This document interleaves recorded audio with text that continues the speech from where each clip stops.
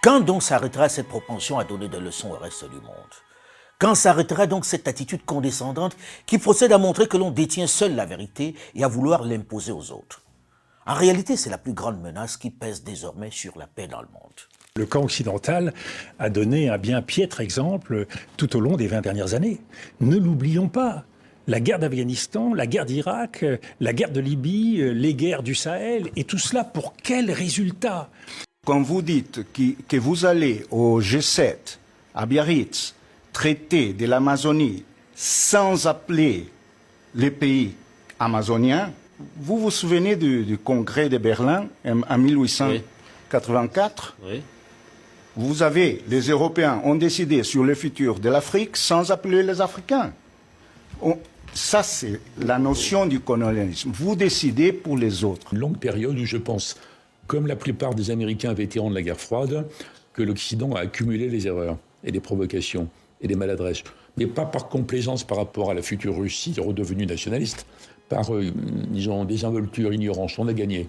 On a gagné globalement et on s'en fiche un peu de ce que pensent les Russes, les Chinois, les Arabes et les Africains. Et c'est ce qui risque de mettre le feu à la planète. L'Occident doit faire un effort pour s'astreindre à un peu d'humilité et de discernement. Il menace la paix dans le monde avec cette attitude, cette propension à se liguer en modèle, à dicter sa règle, à faire à chaque fois la leçon aux autres. Les barbares sans culture, sans civilisation, c'est les autres. Ce concept d'Occident est dangereux pour l'Europe. Je ne veux pas croire que les grandes puissances soient à ce point frappées d'amnésie. Je refuse de penser qu'elles soient définitivement dénuées de sincérité et de bon sens, qu'elles aient une propension naturelle à la mauvaise foi. Comment une puissance qui a tant ensanglanté le monde, qui a commis le plus grand génocide de tous les temps, avec notamment le massacre des centaines de millions d'Indiens, peut-elle se présenter sans gêne en référence? Comment une puissance qui, il y a moins d'un siècle, délivrait massivement des permis de tuer aux Blancs pour chasser du nègre dans les rues du Missouri, peut-elle se présenter en modèle aujourd'hui? Comment une puissance où on pendait haut et court, légalement, en public, des Noirs qui avaient simplement désobéi au maître, peut-elle s'ériger en chantre de la tolérance et de la morale? Une puissance où des hordes officiellement connues brûlaient il y a moins de 100 ans des maisons de Noirs, comment peut-elle sans gêne aucune, avec une certaine condescendance, un certain toupet, se liguer aujourd'hui en grand défenseur devant l'Éternel des droits de l'homme, en gendarme de la planète? A-t-elle oublié ces crimes de masse? Ces humiliations, telles ces scènes de Black Friday, où l'on vendait du noir comme du bétail à vil prix et tuait ce que l'on n'avait pas pu solder sur le marché. Dommage que certains aient d'ailleurs oublié l'origine réelle du Black Friday que l'on célèbre aujourd'hui dans les commerces, l'un des moments les plus sombres, les plus douloureux de l'histoire noire, les États-Unis d'Amérique. Traversons l'Atlantique parce qu'en Europe aussi le passif est au moins aussi lourd. À votre avis, ce sont les propriétaires d'esclaves ou les esclaves qui ont été indemnisés après l'abolition de l'esclavage? Ce sont les propriétaires d'esclaves. Oui, après l'abolition définitive de l'esclavage en 1848, la France a choisi d'indemniser les propriétaires d'esclaves pour les dédommager de la perte économique entraînée par l'émancipation générale. Et une loi relative à l'indemnité accordée aux colons par suite de l'affranchissement des esclaves a été votée les 19 janvier, 23 et 30 avril 1849 à l'Assemblée nationale. Cette loi va attribuer 126 millions de francs or aux 10 000 propriétaires d'esclaves, soit 1,3% du revenu national d'alors, l'équivalent de 27 milliards d'euros aujourd'hui. L'Empire français perd alors près de 250 000 esclaves dans ses colonies, en Martinique, en Guadeloupe, en Guyane, à La Réunion, au Sénégal et à Madagascar. Comment des nations occidentales qui, sans scrupule, en Afrique, ont pillé, dépouillé le continent entier en massacrant sur leur passage ses populations, comme ici, en 1908, dans le Congo du roi Léopold II, où des Belges lisent la Bible avant de pendre ce jeune garçon de 7 ans, simplement parce que son père n'a pas pu produire le quota de cuivre exigé par le colonisateur, peuvent-elles adopter cette posture de saint juste? Nous avons connu les ironies, les insultes, les coups que nous devions subir matin, midi et soir, parce que nous étions des nègres. Qui oubliera qu'à un noir, on disait tu, non certes comme à un ami, mais parce que les voix honorables étaient réservées aux seuls blancs. Comment des nations qui ont si souvent froidement assassiné des leaders locaux dans le simple but de préserver leurs seuls intérêts peuvent-elles, sans excuse, sans regret exprimé, s'ériger en modèle d'humanisme et de liberté. Les Européens, ou pour le monde occidental, Lumumba était considéré un peu comme le diable, un peu comme une espèce de magnétiseur dangereux, irresponsable. Bon, je ne pense pas que ce soit ça le vrai visage de Lumumba. Je crois que Lumumba était probablement le seul homme d'État possible pour l'Afrique. Je crois qu'il était probablement l'homme qui, de part à la fois, c'est un homme extrêmement intelligent, extrêmement réfléchi, et qui avait effectivement un pouvoir et un poids sur l'ensemble du monde bantou, du monde africain, et qui aurait pu probablement aboutir au niveau de l'Afrique s'il n'avait pas été tué, assassiné. Et c'est probablement l'une des raisons pour laquelle il a été assassiné. Bon. Aurait probablement changé le sort de l'Afrique. Pour le faire taire, on l'a assassiné, et bien que l'on sache qui a commis le crime, personne n'a été condamné. Les mêmes nous parlent fièrement des droits de l'homme aujourd'hui et jugent devant des tribunaux spéciaux devant lesquels ils ne comparaissent pas ceux qui ne les respectent pas. Parlent fièrement de bonne gouvernance et des divisions ethniques. N'est-ce pas indécent, insultant d'écouter les mêmes vous faire la leçon, vous parler d'humanité, lorsque circulent encore ces images insupportables qui illustrent le comportement particulièrement cruel qu'ils ont eu au fil des siècles dans les contrées de conquête. De temps en temps, je me fais mon film en imaginant la réaction des Occidentaux si celui qui est ainsi piétiné, si celui qui sert de marchepied aux colons blancs était leur propre fils. Qui est le barbare dans l'histoire en réalité? Celui qui se comporte de façon aussi violente ou la victime qui subit sans se rebeller? Comment ne pas être révolté devant toutes ces injustices, ces humiliations, ces dénis d'humanité dont le noir a été victime pendant tant de siècles? Et lorsque l'on parle des siècles, cela donne l'impression que tout ça c'est de l'histoire ancienne, que l'on parle de temps immémoriaux. Pourtant, il n'y a pas si longtemps, moins de 80 ans, une de ces puissances a minutieusement, froidement largué les bombes les plus meurtrières, des engins de destruction massive sur des populations civiles. Une puissance qui a condamné des générations de jeunes Japonais aux pires conséquences biologiques, qui se mue en donneuse de leçons. Un peu gros, non? Les États-Unis d'Amérique. If there is a country that has committed unspeakable atrocities in the world, it is the United States of America. They don't care. They don't care for human beings. 57 years ago, when Japan was retreating on all fronts, they decided to drop the atom bomb in Hiroshima and Nagasaki. Killed a lot of innocent people who are still suffering from the effects of those bombs. Those bombs were not aimed against the Japanese. They were aimed against the Soviet Union to say, look, this is the power that we have. If you dare oppose what we do, this is what is going to happen to you. Because they are so arrogant, they decided to kill innocent people in Japan who are still suffering from that. Who are they now to pretend that they are the policemen of the world? Une puissance qui, à moins de 65 ans, a ainsi coupé des têtes d'autochtones dans l'ouest du Cameroun et les exposé pour montrer sa puissance et imposer son pouvoir, peut-elle parler d'histoire ancienne?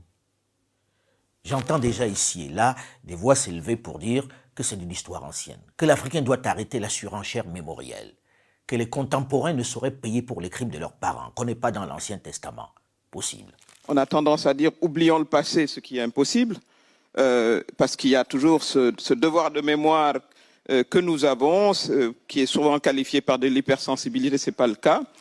Pour oublier, il faut que le responsable, le coupable, ait au moins fait amende honorable, qu'il ait demandé pardon et pensé à corriger. Il faut aussi qu'il ait vraiment changé de comportement. À bien y regarder, les choses ont-elles fondamentalement évolué dans le sens de la correction? J'en doute, même si certains parlent désormais de New Deal.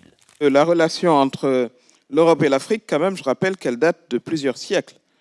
Alors, il serait intéressant de savoir ce qui s'est passé pendant ces siècles pour qu'en 2021, on se décide à parler de New Deal. La manière a peut-être évolué, est peut-être plus soft, mais le fond semble être le même. Malgré les siècles, les États-Unis n'ont-ils pas, pour des raisons fallacieuses, suscité une autre tuerie de masse?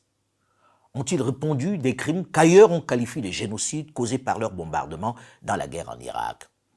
Et dans leur mission vengeresse en Afghanistan, ont-ils ne serait-ce que présenté des excuses pour leurs différentes interventions dans ces pays pour des raisons injustifiées? Non. The decision of one man to launch a wholly unjustified and brutal invasion of of Ukraine. Iraq, too. Anyway, 75. Lapsus révélateur qui ne fait pas sourire les Irakiens, c'est certain. Que l'auteur de cette invasion en Irak, George W. Bush, se plante ainsi à quelque chose de tragicomique. La vérité est sortie de sa bouche même s'il essayait de mettre en accusation un autre personnage, Vladimir Poutine. Sa langue a fourché. Aujourd'hui encore, ont-ils de la gêne à armer les Ukrainiens alors qu'ils savent très bien qu'ils sont la cause réelle de cette guerre qui fait tant de victimes, qui jette beaucoup de monde sur les routes de l'exil et menace la paix dans le monde? Non, ils s'emploient encore une fois à faire passer le camp d'en face pour le responsable de cette crise et semblent ignorer le fossé qui se creuse avec le reste du monde. Le monde entier est concerné et regarde. Et il a besoin de savoir, et c'est particulièrement important pour la France vis-à-vis de l'Afrique, il a besoin de savoir que les erreurs qui ont été commises dans le passé, eh bien, nous ne les commettrons plus. Pourtant, encore une fois, les États-Unis d'Amérique se drapent dans leur robe de moralisateurs et de gendarmes de la planète. Idem pour la vieille Europe qui la suit en se livrant à une campagne de propagande particulièrement ridicule. L'engrenage de la guerre, le mensonge qui est lié à la guerre, il n'est pas propre à une seule partie du monde. Aujourd'hui est peut-être venu le moment pour l'Occident de tendre l'oreille pour écouter ce que pense le reste du monde. L'Europe n'a jamais été autant isolée. Son argument n'a jamais été autant contesté. 140 pays ont condamné. Très bien. Une quarantaine de pays a refusé de condamner. Quarantaine de pays qui représentent démographiquement 60% de l'humanité. Il y a l'Inde dedans, il y a évidemment la Chine, mais aussi l'Inde. Donc quand même, par rapport à l'idée qu'on est les maîtres du monde, de l'avant-garde morale du monde, c'est à nous de répondre nos valeurs, nos critères, nos normes, etc. Il faut que les Occidentaux réfléchissent là-dessus. Parce que ça ne concerne pas que la Russie. Would it be wrong to call that a little bit of resource nationalism, if you like, withholding supply to, I don't want to hear it. I don't want to hear it. To beneficiate? I don't want to hear it. To beneficiate that. Do you know that at one point the European had 3.7 more vaccine than they need? Okay, and they sent it back to countries like Indonesia 2 weeks before expiration date. I don't want to hear it. At the end of the day, it's about national interest, But we are a democratic country. I have 270 million people hungry, okay? And the worst part is social media. Oh my God, they're so loud. And I need to cater that. As much as the Europeans need to cater the Europeans, as much as other developed countries to cater the developed countries. So this is a fight of democracy to sustain the very fabrics of survival. Europe has to grow out of the mindset that Europe's problems are the world's problems, but the world's problems are not Europe's problems. That if it is you, it's yours. If it is me, it's ours. There will always be two axes. At this point, I think it's an understood, accepted fact that you have the West, US-led, you have China as the next potential axis. Where does India fit into this? I don't think it's necessary for me to join this axis or not, and if I'm not joining this, I must be with the other one. I don't accept that. I mean, I think I'm 1/5 of the world's population. I am today the 5th or 6th largest economy in the world. I mean, forget the history, civilization bit, everybody knows that. But I think I'm entitled to have my own side, I'm entitled to weigh my own interests, make my own choices. And my choices will not be cynical and transactional, but they will be a balance of my values and my interests. There is no country in the world which disregards its interests. If you want to talk about 1/5 of the world's population, you cannot also sit on the fence when it comes to foreign policy matters. Non-alignment isn't plausible if you want to take your position on the world stage. What is India's position? Sitting on the fence is not an option to be a world leader. Look, I don't think we're sitting on the fence. Just because I don't agree with you doesn't make me sitting on the fence. It means I'm sitting on my ground. You take any and all of the big challenges of the world, some part of the answer either comes out of India, can be contributed to India. And again, I hate to say, it's a bit like a broken record, but look, a lot of things are happening outside Europe. The world is changing, new players are coming, new capabilities are coming, but a new agenda must come. The world cannot be that Eurocentric as it used to be in the past. C'est peut-être le moment de se demander pourquoi les autres ne l'écoutent plus au lieu de se complaire dans l'idée selon laquelle les autres ne comprennent pas la réalité. Les autres seraient donc moins intelligents, peut-être un peu bêtes pour saisir le sens de l'évolution du monde. Une suffisance qui a fait qu'ils n'ont pas intégré le changement qui s'opérait depuis quelque temps en Afrique. Cela fait plus de 10 ans que je ne cesse de le dire et à chaque intervention militaire en Afrique, y compris lors de l'intervention Serval, je l'ai répété, il y a des modes opératoires qui sont dépassés en Afrique. Et vouloir intervenir avec nos armées au sol, 5000 hommes, etc., ce n'était pas la réponse adéquate. Je vais vous dire aujourd'hui, que ce soit au niveau des élites ou de la jeunesse, la question qui se pose, c'est qu'est-ce qu'on gagne dans une relation avec l'Europe qui date de plusieurs siècles, qui n'a pas produit du développement chez nous, qui nous a pas aidé forcément à transcender nos questions de développement central, de lutte contre la pauvreté, d'emploi pour les jeunes, d'émancipation des femmes. Nous avons une génération de chefs d'État, une jeunesse maintenant qui connaît ses responsabilités et qui estime que nous ferons ce qui est bien pour nos pays, pour nos peuples. Nous ne voulons pas l'importation d'idéologie, ni de culture, ni de constitution, etc. C'est terminé ça. Il faut que la considération soit de part et d'autre dans les relations entre l'Europe et l'Afrique. Réaction forte qui vaut son pesant d'or lorsqu'il vient d'un dirigeant très souvent considéré à tort ou à raison comme le poste avancé de l'Occident en Afrique. Mais le sentiment qu'il y a sur le sol africain par les élites, les nouvelles élites, par les jeunes, c'est que finalement, est-ce que ça en vaut la peine, plusieurs siècles après, qu'on soit dans une relation qui n'a pas produit ce qu'elle avait, qui était au départ une relation violente d'ailleurs.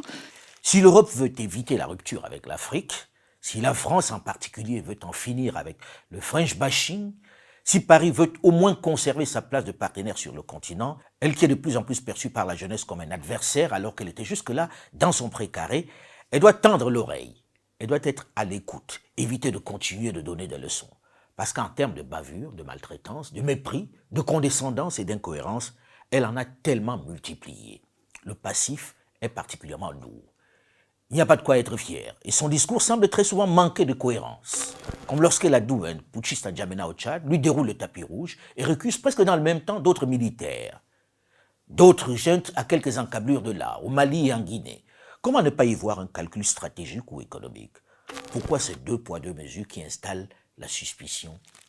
On nous dit qu'on est venu libérer le Mali.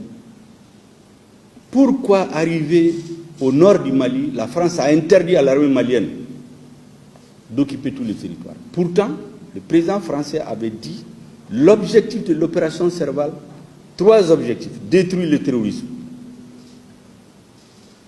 restaurer l'autorité de l'État malien sur l'ensemble du territoire, appliquer les résolutions des Nations Unies. C'est ce qui a été dit à la face du monde.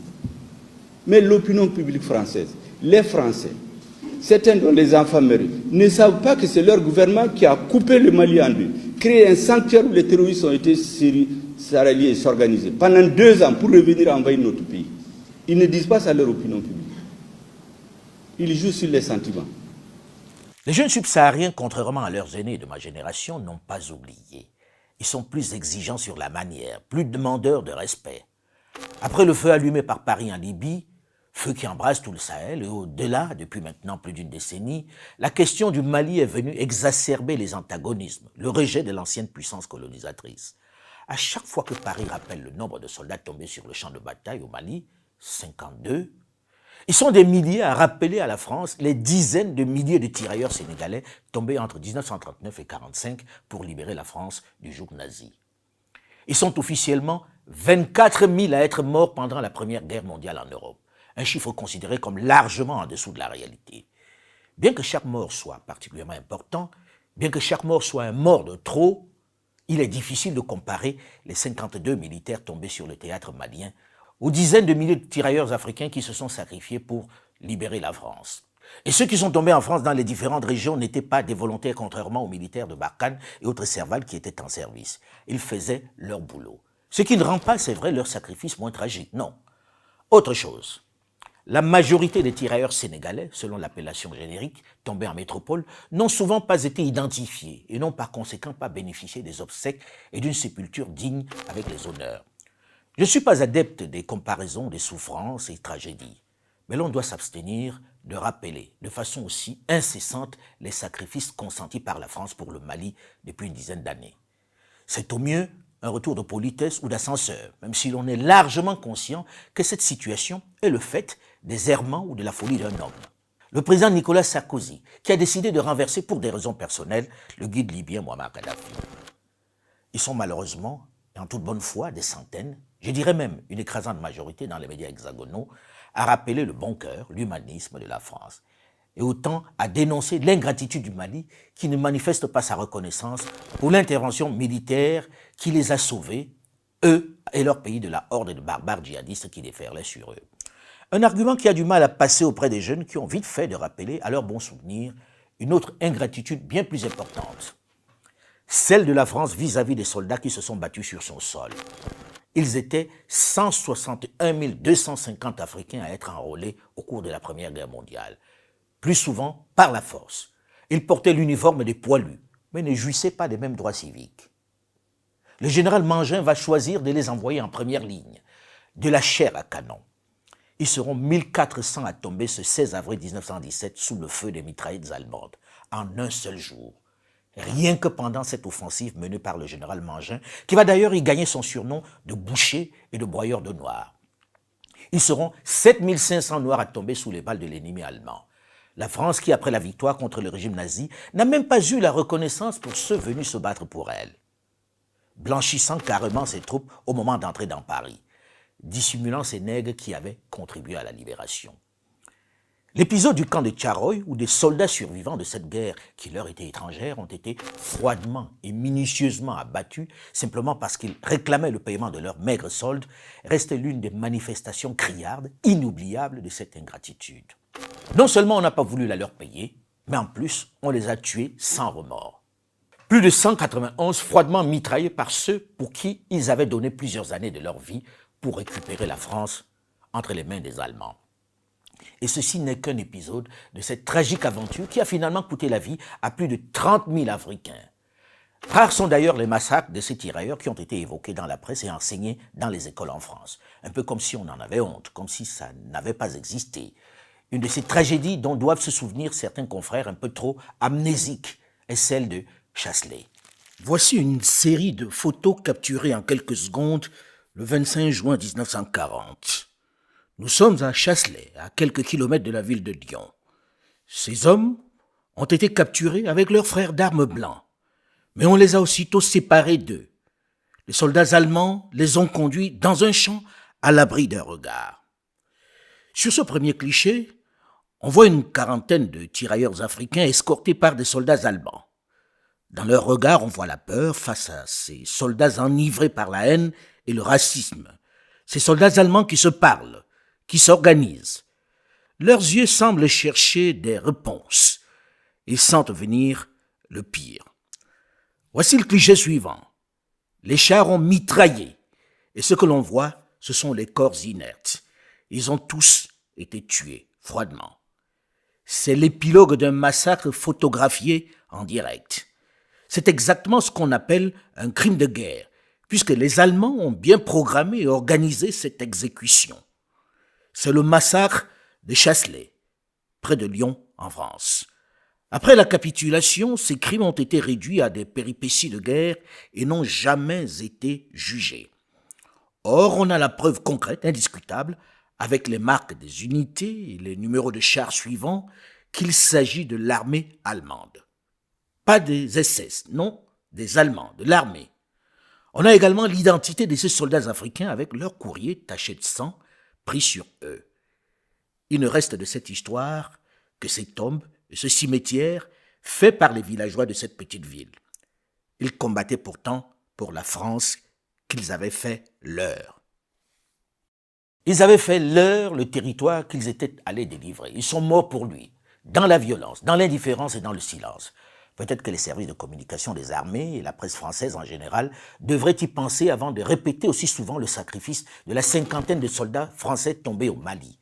C'est tragique, c'est vrai, mais ça ne devrait pas être le seul argument opposé.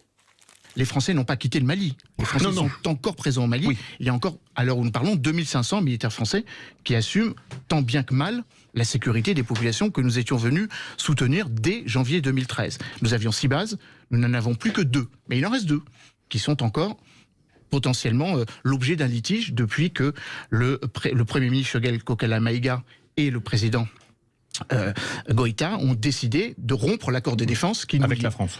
Hollande l'a dit ici, qui payait une dette en 2013. Pourquoi on passe le temps à nous dire les soldats français sont morts? Les Américains n'ont-ils pas libéré la France? L'armée rouge n'a pas libéré une partie de l'Europe? Pourtant, quand les Français ont décidé que ce n'est plus nécessaire, ils ont dit aux Américains de partir. Est-ce que les Américains se sont mis à insulter les Français? La question malienne est révélatrice du climat général qui règne sur le continent aujourd'hui. Les Européens en général et la France en particulier doivent être un peu plus à l'écoute pour mieux comprendre les enjeux. Ce n'est pas un épiphénomène, une jeunesse qui adoube des putschistes dans plusieurs pays. Ce n'est pas anodin des militaires qui bénéficient d'un tel soutien populaire. Au lieu de continuer de faire du forcing, d'ignorer ces mouvements de foule, de les mettre sous le signe du populisme, elle devrait peut-être s'interroger sur les attentes des populations locales qui en ont manifestement assez des politiques et des élections à chaque fois contestées. Des promesses non tenues, des injustices, de la paupérisation galopante.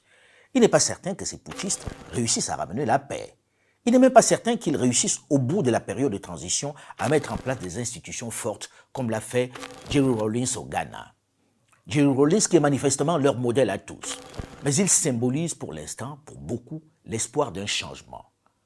Malgré leurs limites, ils semblent décidés à changer les règles. Et à les écouter, le peuple semble être leur principale préoccupation. Parfois, je me pose la question, pourquoi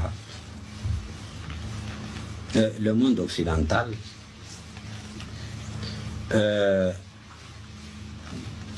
de façon parfois choquante, veut imposer à tout le monde son système. Nous sommes en droit de nous poser cette question. Et vous, vous êtes en droit de vous poser à vous-même cette question. Pourquoi vous nous dites ce qui est bon pour nous est bon pour vous? Alors que toute l'histoire est là. L'Occident n'a jamais été un modèle de liberté et de démocratie, soyons sérieux. Vous nous avez toujours écrasés dans l'histoire. Depuis la traite des nègres, qui a fait entre 200 et 500 millions de déportés, de morts. La colonisation qui a été une tragédie terrible pour l'Afrique. Aujourd'hui, le néocolonialisme, vous nous dominez sous tous les rapports. Vous nous exploitez sous tous les rapports économiques, culturels, politiques, diplomatiques, militaires. Et vous prétendez que notre bonheur, c'est ce que vous nous dites. Or, dans la pratique, vous avez toujours fait le contraire. Et vous, franchement, dans ce domaine, nous n'avons pas à recevoir des leçons de ceux qui prétendent être démocrates, mais qui ne le sont pas, de notre point de vue. En tout cas, par rapport à nous. Ils n'ont jamais été démocrates et ils ne le sont pas. alors laissez-nous trouver en toute liberté. Parce que soyez convaincus que nous aussi nous aimons la liberté. Nos peuples aiment la liberté, la démocratie. C'est dans la nature de l'être humain. Mais acceptez que nous avons notre histoire, nous avons notre culture, nous avons nos problèmes. Plutôt, aidez-nous.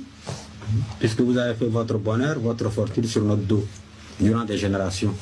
Même si les voix s'élèvent pour dénoncer le règne dictatorial de Hissène Habré, l'idée de l'inadéquation du système actuel aux réalités africaines ne date pas d'aujourd'hui.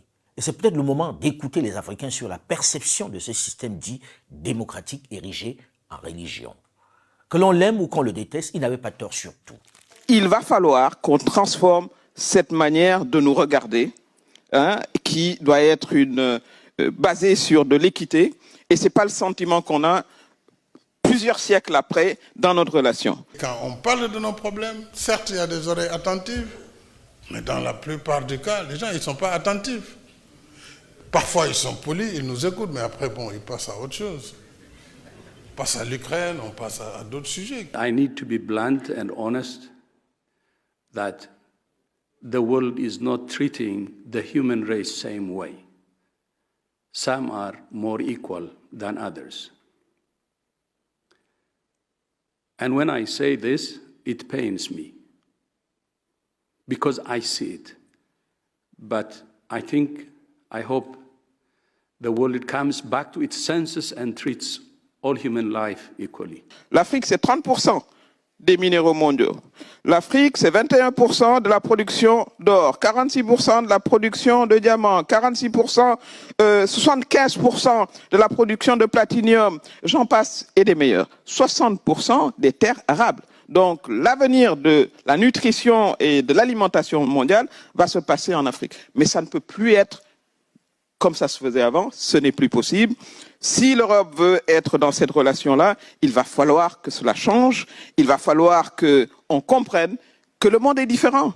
Il n'y a plus cette position hégémonique qui existait, c'est un monde plus ouvert et l'Afrique compte tirer profit de toutes ces opportunités qui se présentent à elle.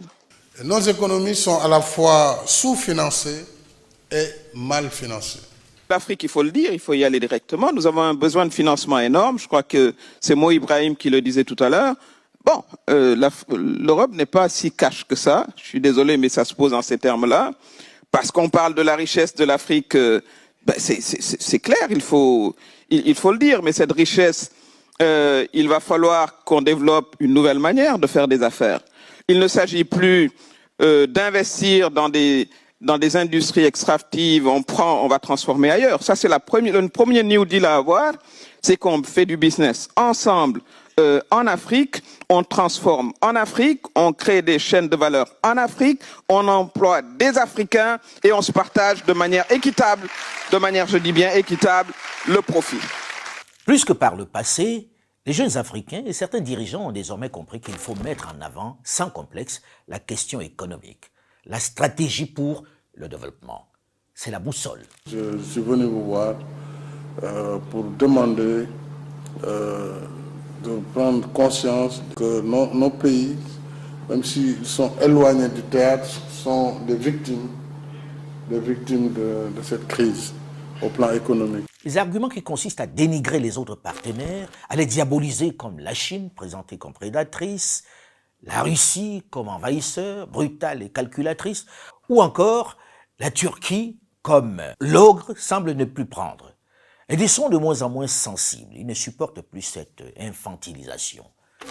L'Africain ne serait pas assez mature pour veiller sur ses intérêts? Aurait-il toujours besoin de l'aide de l'ancien colonisateur pour s'en sortir? Ça suffit ce mépris, ce paternalisme. On ne peut pas prêcher le multilatéralisme et dans le même temps essayer de façon littéraire, idéologique, de conserver le monopole avec des arguments aussi légers. Nous comprenons, mais n'apprécions pas les tentatives de la France et d'autres pays de l'Union européenne de prétendre à un rôle dominant en Afrique et dans d'autres régions. Nos collègues français essaient de dicter sa conduite au Mali, avec qui le Mali peut communiquer et avec qui il n'est pas autorisé à communiquer. C'est inadmissible. Le mécontentement face au désir du Mali de demander de l'aide à des forces de sécurité étrangères n'est rien d'autre qu'une récidive de mentalité coloniale dont les Européens devraient s'être débarrassés depuis longtemps. Aujourd'hui, vous avez quand même une variété d'offres de partenariat. C'est ce que j'allais dire, madame. Que ce soit la Chine, l'Inde, le Brésil, la Russie, l'Afrique du Sud, le Kenya, le Nigeria, on va être ouvert à voir ce qu'il y a comme bénéfice pour nous. Et ça, c'est une chance pour l'Afrique? Absolument. Ou un risque? C'est une chance. C'est une chance, vous le savez. L'économie, la position monopolistique, c'est jamais bon pour le consommateur. Alors là, il y a une ouverture du point de vue du partenariat. Avant, et avec l'Europe, maintenant, il y a d'autres possibilités. Des partenaires qui sont un peu plus liquides que l'Europe. C'est aussi ça la réalité des choses. Chaque jour, il y a des tentatives pour nous mettre en difficulté parce que le seul problème que nous avons, c'est que les Maliens ont décidé de prendre leur destin en main. Ils ont décidé de gérer leur pays conformément à leur vision. Et bon, je crois que certains partenaires n'ont pas encore réalisé que les choses ont changé. Notre pays est profondément lié à la France par l'histoire. En dehors de la Côte d'Ivoire, c'est le pays où nous avons le plus grand contingent de Maliens. En dehors de la communauté algérienne, les Maliens sont les plus nombreux en France. Leur appui à notre économie, leur poids dans notre société, sur le plan économique, culturel, c'est plus important que l'aide de la France au Mali. Est-ce que vous pensez qu'un gouvernement responsable, avec les liens historiques, les liens stratégiques et militaires que nous avons, nous allons nous lever comme ça pour dire des choses qui leur plaisent. Mais on ne peut pas nous vassaliser, on ne peut pas transformer le pays en esclave. Ça, c'est terminé. Il n'y a pas de zone d'influence. En tout cas, le Mali ne fait pas partie de la zone d'influence d'un pays. C'est de cela qu'il s'agit. Il devient urgent pour l'Occident, pour Paris, de comprendre la nouvelle donne. Beaucoup dans les milieux politiques africains, notamment au Mali, au Burkina Faso, en Guinée, en Centrafrique, pour ne citer que ces pays, ont perçu les remplacements dans le nouveau gouvernement français de Jean-Yves Le Drian, l'ex-ministre des Affaires étrangères, et de Florence Parly, celle des armées, comme un message, une volonté de Paris de revenir à une diplomatie plus respectueuse de l'Afrique. C'était des départs très, très attendus, tant ils étaient détestés et perçus comme les faucons responsables de l'escalade. Espérons qu'ils ne se trompent pas et que le discours de changement de paradigme d'Emmanuel Macron va se matérialiser à l'aune de ce nouveau logiciel. Un jeune président de la même génération que ceux au pouvoir au Mali, au Burkina Faso et en Guinée, il devrait mieux saisir les changements qui s'opèrent dans la société en général et le monde africain en particulier. La France doit se comporter de façon moins pédante, moins prétentieuse, plus humble, plus respectueuse si elle veut conserver une certaine place en Afrique. Pas de leçon de morale, ça ne prend plus. C'est ce qui explique ce rejet si fortement et bruyamment exprimé dans tous ces pays. Mais dans le même temps, les Africains doivent, au-delà de la dénonciation qui est importante, au-delà du rappel des faits qui est crucial, que les jeunes maîtrisent, notamment sur les réseaux sociaux, ils doivent dans le même temps élaborer des stratégies pour se développer. Dénoncer, c'est nécessaire. Construire, c'est encore mieux. Les deux doivent aller de pair. Personne ne viendra développer le continent à leur place. Et ce développement, ce changement, se fera ensemble, unis et avec méthode. Il n'y a pas d'amis, il n'y a que des partenaires. Et ensemble, unis, l'Afrique est certainement la troisième puissance économique mondiale. Divisée, elle ne représente qu'une poussière de nations, pour reprendre l'expression de l'abbé Barthélemy Buganda, le père de l'indépendance de la Centrafrique. Nous ne devons plus, ni au plan interne, ni dans nos rapports avec nos partenaires, continuer à faire du business as usual. Le vrai enjeu pour nous, ce n'est plus de dire comment augmenter l'aide publique au développement. Vous voyez que ce débat quasiment a disparu en Afrique. On ne parle plus d'aide parce qu'on n'y croit plus. De toute façon, on n'y croit pas. L'aide ne peut développer aucun pays. Il faut absolument que nous parlions de comment mettre en synergie nos actions pour que le financement de l'économie africaine soit un financement juste qui profite et à l'Afrique et à ses partenaires.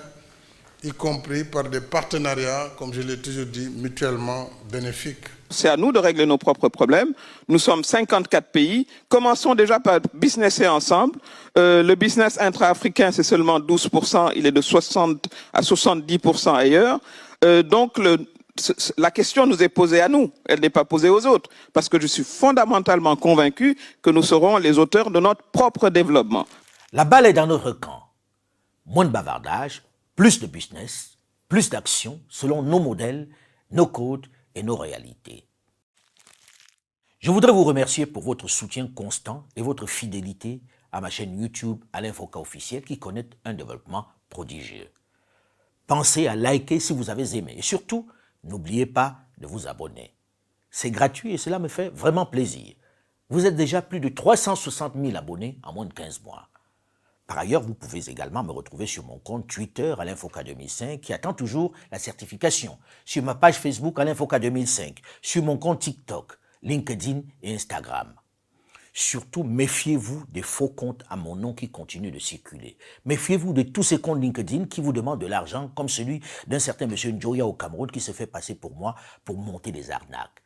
Faites attention à tous ces cybercriminels qui polluent notre engagement pour le continent. Ils doivent être combattus et éradiqués.